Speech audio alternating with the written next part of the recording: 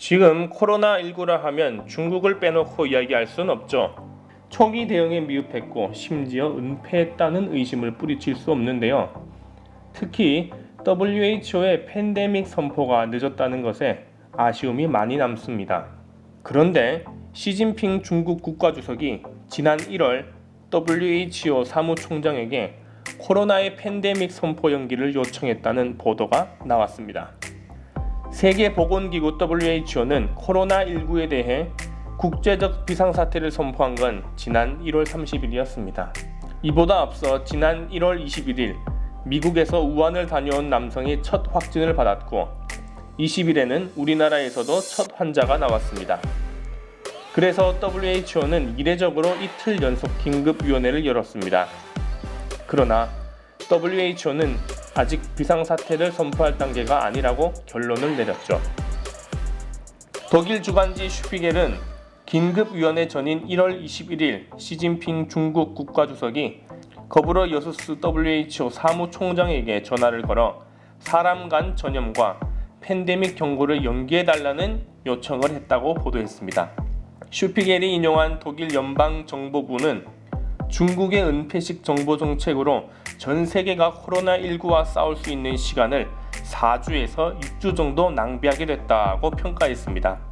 결국 WHO가 팬데믹 선언을 한 3월 11일 세계 114개국에서 12만 명이 감염된 다음이었습니다. 그럼에도 불구하고 WHO 사무총장 거불어 여수스는 코로나19 사태에 관하여 중국을 계속 두둔하는 발언을 하여 세계 각국의 빈축을 사고 있죠. 슈피겔의 기사가 보도된 뒤 WHO는 트위터를 통해 시 주석과 WHO 총장이 통화를 하지 않았다며 두 지도자 간 통화 사실을 부인했고 부정확한 보도는 코로나를 종식시키려는 노력에 방해가 된다며 일축했습니다. 중국 외교부 대변인 자오리젠도 역시 11일 정례 브리핑에서 중국 지도자는 1월 21일에 WHO 사무총장과 통화한 적이 없다. WHO도 관련 내용에 대해 분명히 밝혔다라고 말했고 슈피겔이 직업윤리를 충실히 지켜 허위 정보를 퍼뜨리지 않기를 희망한다고 덧붙였습니다. 슈피겔은 트럼프에 대해서도 지적했는데요.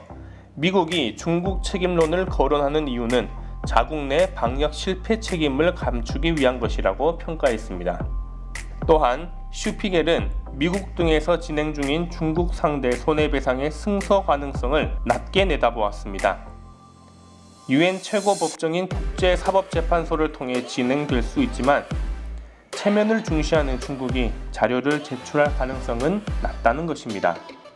중국은 팬데믹 이후 경제적 지원을 빌미로 해외에서 비판을 막으려 하는 움직임을 보이고 미국은 이번 기회로 중국을 끌어내리겠다는 모습을 보이고 있습니다.